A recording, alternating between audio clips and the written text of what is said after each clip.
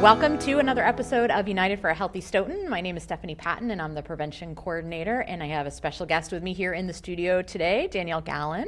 So Danielle, would you mind introducing yourself? And I'm going to ask you to tell us something fun about yourself. Okay. I'm Danielle Gallan. I am the Director of Health Services for Stoughton Public Schools. I'm known to say I have the best job in the world, and I truly believe that. I have the ability to positively impact about 3,800 kids and 800 staff on a daily basis, so it's truly a gift. One interesting thing about myself, I'm a wrestling mom, and me too. I know. Wrestling is a big part of our family's life. Both my son and daughter wrestle, and I'm very involved in the Stoughton wrestling team, both in the middle school and the high school. Awesome. Maybe we should come back and do another episode about like why wrestling is good for health and mental health. Yes. Let's do it. All right, we're going to do it. that. So stay tuned. Coming soon, an episode about why wrestling is like good for you in so many different ways. But today we are here to talk about high potency marijuana products, and let's maybe start out with why we thought this would be a timely thing to have a conversation about today. Sure. So it's something that we've seen in the community as far as both in the middle and high school. Children inadvertently consuming edibles during the school day. A friend gives them candy, or what they think is candy, and unfortunately they become quite sick. Mm-hmm. Great. I mean, not great, but thank you for sharing that overview. Not a great thing. No. I think the other sort of context too is, so over the years, marijuana has become legalized in Massachusetts, and so there's a lot of conversation about marijuana because it's legal for adults, and I think sometimes in conversation people think about marijuana and also alcohol and vaping in the context of other drugs, and so I think sometimes parents and other adults sort of it's easy to think about trying to minimize marijuana when you're thinking about it in the context of meth or heroin or some of these other sort of big ticket drugs that can lead to overdose and death with one-time use. And yet the marijuana is significantly different than it was even when we were younger, or the folks listening to this show, that the potencies have really changed and the products that our kids have access to might be really different than when people think about marijuana or weed. Right. So can we talk for just a second about sort of the potency changes over time and what we know about that? So actually, it came up in one of the programs that you and I did together, where the facilitator, who is a doctorate level psychiatrist or I apologize. Are you thinking about Dr. Kilmer? No, nope. Dr. Schuster. Oh, Dr. Schuster, yes. Yep. And so talking about how weed was literally a weed, as far as the potency is concerned, back in the 60s, 70s, 80s, 90s, and early 2000s, where the potency was somewhere around 5 to 10%, and now we're seeing THC products with the potency upwards of 90%. Right. So very small doses produce a very significant effect. Mm-hmm. Yeah, and I think a lot of that has to do with sort of the role of science and technology in how marijuana is manufactured and grown, and another research scientist that we've done some work with and has done some parent talks for us, Dr. Kilmer, also talks about the researchers consider anything over 10% to be high potency marijuana. And so it's almost impossible to find anything anymore that would not be considered high potency. Right. And and we're talking about things like edibles that sometimes can have potencies that are, you were just saying, like upwards of 90%. And the dosages and the amounts, and so we can get into some of that and why that can be challenging for kids. I think the other context for this is we really were talking about adolescents, and so children and young adults here, people who are under the age of 21, brains are still developing. We know the adolescent brain is still in development till at least 25 now, right? And so So we're sort of thinking about that context with these products. We're not talking about adult use. We're talking about adolescent use and concerns related to what happens when we introduce high-level THC into a developing brain. Right, and with adult use, we expect adults to be responsible, just like with alcohol. Right. No driving, because marijuana, whether it's in an edible form, a smokable form, vaping form, will significantly impair somebody. So we just hope everyone drinks and I don't know how I want to say this. If they choose to, if they're an adult and they're of legal age, choose to partake in THC, that they're doing so responsibly, and make sure that those items, both alcohol and any THC products, are not accessible to children. Right. But as far as the developing brain, so what happens with the brain is that we have all these neural connections and synapses that are constantly forming, and as you have a new experience and you're doing something new, there's a bunch of chemicals involved, including dopamine. But what happens is that your brain has this reward system, and whether it's learning how to play basketball and you get that first shot, and there's a chemical response and a reward associated to that. Now, if we replace that, and we also have to consider that everything as an adolescent feels a lot bigger, right? Like, that's right. Your first love and your first kiss and your first fight, argument with a friend, or it's all huge and it's all earth-shattering. And so the same thing happens with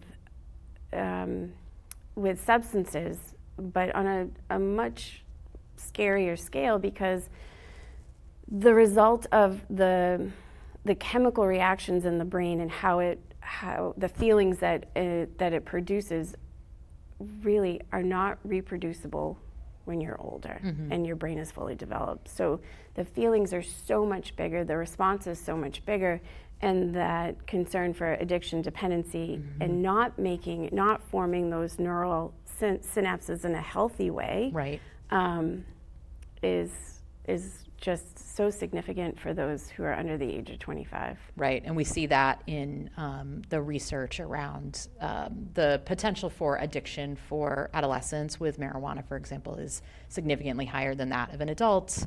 And we, even just looking at treatment data and stuff, like kids, when you think about adolescents in treatment for substances, there are a lot of young people who unfortunately are struggling with marijuana issues and end up needing significant treatment. And we don't know a lot about these high potency products. They're kind of still new. So the long-term impacts of some of these things are still a little bit of a question mark, right? Right.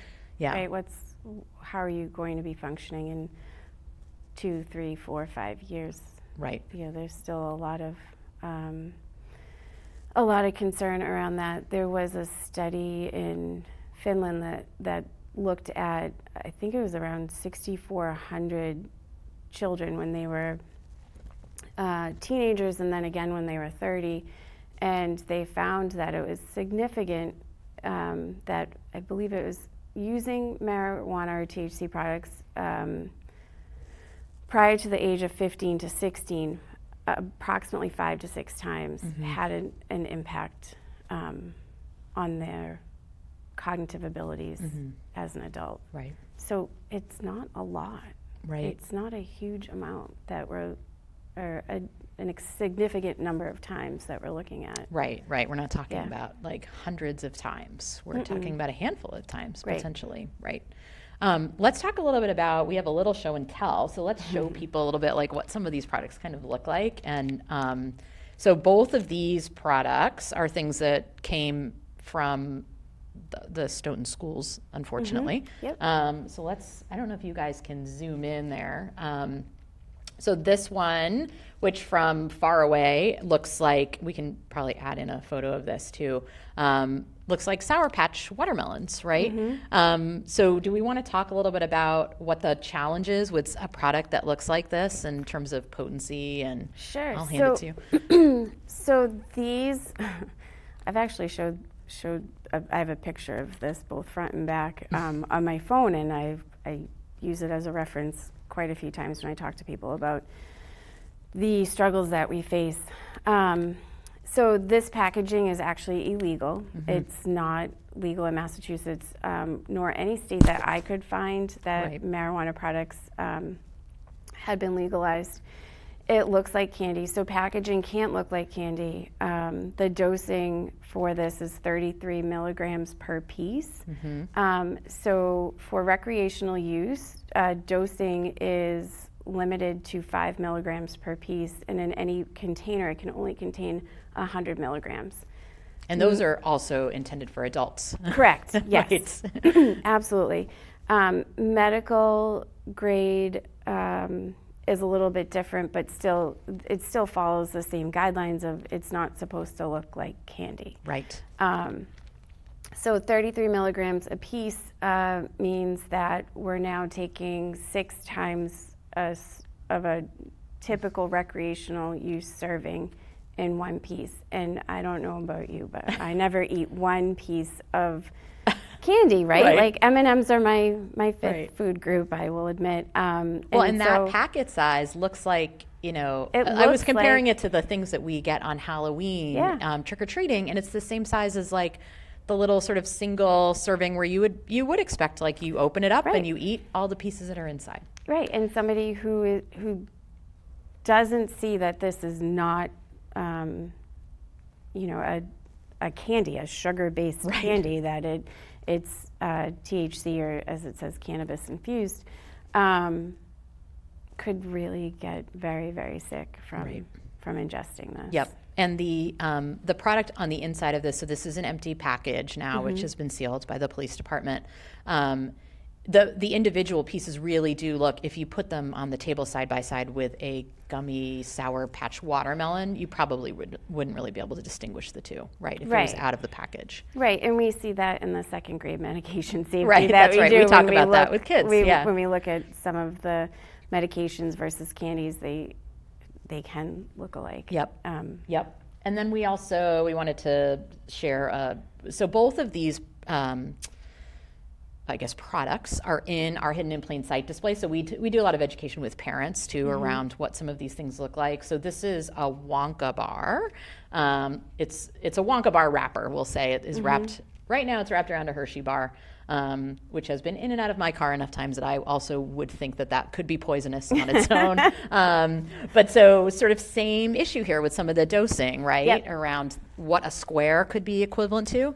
So for this one, I'm sorry, what did it say? So that one on the front says it's 300 milligrams for the whole bar. So typically there's 10 to 20 servings in a recreational product. So 10 servings would be that there were 30 milligrams in each piece. But 20, each piece is like one little square of chocolate. Right, one little square of chocolate. If there were 20 squares of chocolate, it would be 15. But again, that's beyond the 5 milligram limit that the Commonwealth has set for recreational use. And a 300 milligram product or container is also illegal for recreational use in any state that I've found. Right. So it's really concerning in other ways that, one, these are black market products, so they're not produced with the same safety and standards that legal products are created with, but also just like everything else that's on the street in black market, fentanyl is in everything. And so that is also a huge concern for us. So anyone who presents to a medical professional in the school that appears to be intoxicated, we don't know with what, or where it came from. And so we do seek EMS support for that, because if it is laced with fentanyl, then we don't have enough Narcan in any one of our schools to help. Right. To do enough. We don't have enough. Yep. And I think, and again, the issue with this, it would not be unheard of for a person to eat an entire candy bar. Right. They come typically, like, one would look at it and think it's a single serving, not like, I'm going to have one square and limit myself to one square of a Hershey bar or something. Can we talk a little bit about, so when people ingest marijuana, so when you eat it, like with these two products that we're talking about, is somebody going to feel those impacts right away? Is there a delay? Like, what are some of the risks with sort of what happens with kids and ingestion? Sure. So it can take anywhere from 30 minutes to 4 hours to actually feel or begin to feel the full effects. And so during again, that time, adolescent brain where everything is, forming and connecting, we're wanting this instantaneous effect, and so they'll take more, and then they'll ingest or think more. like, oh, it's not doing anything. It's not doing anything. And then there's other factors involved as well, but I won't get into those. So it essentially can take quite some time. And so by the time of intoxication, typically someone isn't able to tell us how much they ingested as well. Right. And so the concern is that there are a lot of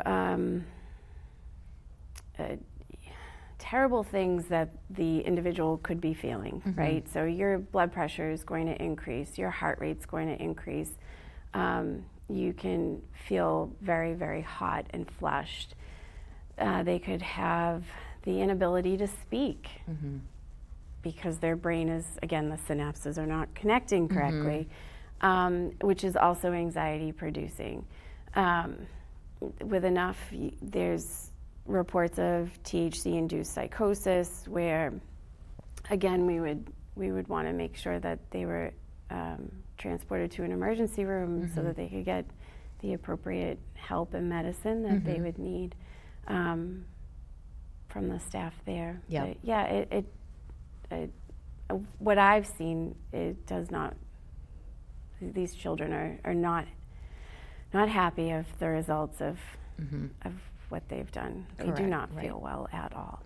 And the dosing on these things, we also don't even know. So we also are making assumptions that they're accurate, right? And so I think that's important information as well. And so let's talk a little bit about, are there other science sort of pieces that you want to talk about before we shift into thinking about, like, for parents, how they can be having conversations with their kids about some of this stuff? So are there other, I know you did a lot of research before this conversation. And so it's a big part of what we do and how we communicate with children as well. And so, and this goes for my own kids. I don't tell my own children never to touch marijuana or never to drink alcohol. It's just wait. Just wait. So we don't want it to be this alluring, like, mysterious thing that that they're wondering about. I'm very honest with what the effects are. I'm very honest with them about how their brain is developing. We talk about it. I answer their questions, and I don't tell them not to do it. I tell them to wait, and I explain the science behind waiting to give their brain a choice, or a chance, of actually being able to create all those synapses and not be at risk or be at a lesser risk for substance use disorder. Right, so that sort of delay. Yeah, yep. Is really the message. Yeah, right. And so, and we also practice what we preach, and so we, if they have they know not to get into a car with somebody who's been drinking. I think we all know what marijuana smells like at this point. They know not to take food or candy from a friend, and they know to read packaging. And I'm very fortunate that they have wonderful friends, but it can happen. I was told a story from a nurse out in San Francisco, which I think I told you this, who knows of, I'm very close with this individual, and they know of the work that I do here. And they said to me, I think you'd find this funny, but I didn't. I felt really awful for them. In their clinic, a physician brought in cupcakes for the staff. And unfortunately, grabbed cupcakes that did not belong in a hospital or to be given out to people unknowingly. And the individual halfway through the cupcake was like, oh, something doesn't taste right. And this is a grown adult who was given a cupcake that had a lot of marijuana in it, and then became quite sick, this individual and another nurse. So it's so important to know where your food is coming from. And the physician inadvertently had picked up the wrong box of cupcakes. I didn't ask any additional questions. How, what's happening? How that happens. How that happened. But it happened to a grown adult. And so making sure that, we've all had cupcakes at work, right? And so just making sure that we're really well informed of and know what we're eating before we eat it. Yep. And I think it speaks to when we work with younger kids around prevention and we're doing messaging around medication safety and being safe around medicine. And I think you alluded to this earlier. We talk about how sometimes medicine, even things like Advil, like if you have sort of the Advil tablets that are brown and they look sort of like M&Ms, right? Or there are products that come in gum shape that look like Chiclets or other gum products, and we sort of talk to kids about it's really important that we keep things in the original package and that we only take stuff from adults, and we start that education really early around sort of being aware of sometimes medicine and candy can look the same, and so here we're talking about sometimes marijuana products and candy can look the same, although some of these THC products could you could infuse anything with THC. I worked with a police officer who was talking about they had confiscated like a pasta dish that had THC, I guess, in the sauce. I think this was involving adults, but sort of just being aware of, these products don't have odor necessarily associated with them. They mimic the shape and feel of other things that, might be appealing to children in particular. And so and we know that kids like to share these things and want to share these things with their friends, and they may have inadvertently brought something that they didn't know was had THC this really looks like a chocolate bar. It really does, yeah. And this really looks like Sour Patch Kids, and so it's scary. And that's assuming they're in the original wrappers even. Right. Yes. So, sometimes like, here's my baggie of, I don't know, chocolate pieces that I want to share with all my friends at lunch, could end up being something that is dangerous for lots of reasons. But, the reason that we're talking about today is potentially THC related. Right, and particularly with the little kids. And so it's really a very small amount that is required for. So, if you think about a 3-year-old, 3-year-olds typically weigh around 30 pounds. And so it's about 15 to 30 milligrams of THC could cause respiratory depression to a point. Which is like a bite of that candy bar, right? Right. That would require ventilator support. And so everyone has this idea that it's totally safe and you might feel terrible for a short amount of time, but you can be really, really sick and need significant intervention, especially for the little kids. So making sure that adults are responsible and are aware of where their medication is, where if they consume alcohol, that's kept safely, and if they consume THC products, that's also kept safely away from small children, but the bigger kids as well. Right. And having those important conversations with young people about the impact, about the benefits of delaying, right? And conversations about their brain, which kids are interested in, and do want to talk about sort of what's happening. There are so many changes happening in adolescence, and it can be a lot, and it can be interesting, and it's a way in with kids that isn't fear-based, and it's kind of like what's happening in their own brain and body, which I think kids are sort of drawn to. Not every kid, but can be a more interesting conversation for young people, and a way in that feels maybe less judgmental from their perspective.